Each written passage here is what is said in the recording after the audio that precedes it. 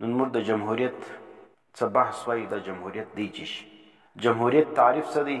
آیا جمهوریت د اسې یو نظام دی که دا یو دین دی؟ دا او د جمهوریت چې کوم دی دا اسلامي شی دی که دا یو بدعت دی؟ دا او جمهوریت اسلامي هم کیدی سي او که خالی کفري دی، یعنی اسلامي جمهوریت او کفري جمهوریت، یا اسلامي جمهوریت او مغربي جمهوریت. دا فرق سره لري که نه سره لري؟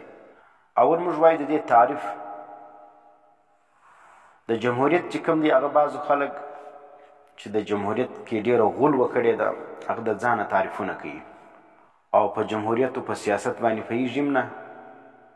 بعضې چې کوم دی هغه دا وایي جمهوریت دا ته وایي چې د سړي سره نکاح کول دا د جمهوریت وایي.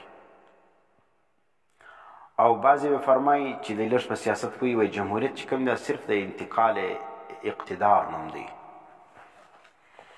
معنی جمهوریت چې کوم دی نور بالکل جایز شی دی، په دې کې صرف اقتدار منتقلیږي د یو فریقه څخه د یو جماعت څخه بل جماعت لره، حکومت ځي د یوه څخه بل لره.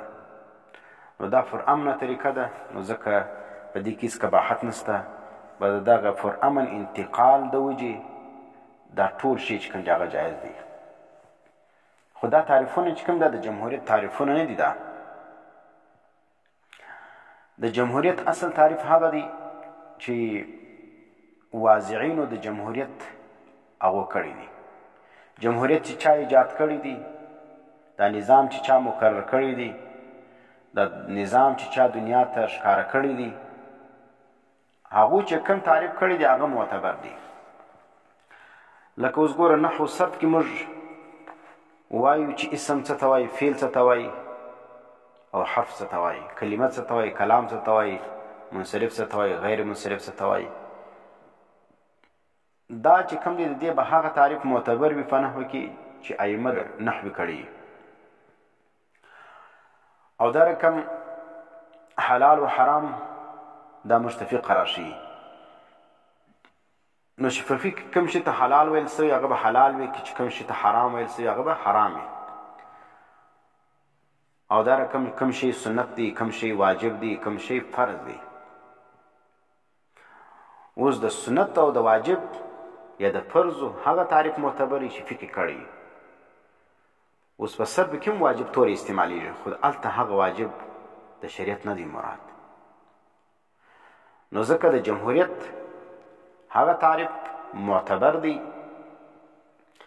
چې کوم چا دا نظام جوړ کړی دی یا په کومو ممالک کې دا جمهوریت چلیږي، د کم ملک څخه دغه جمهوریت راخیستل سوی دی، نو هغه ملک والا، هغه واضعین، هغه رایجونکي چې د جمهوریت کم تعریف کوي هغه به معتبر وي.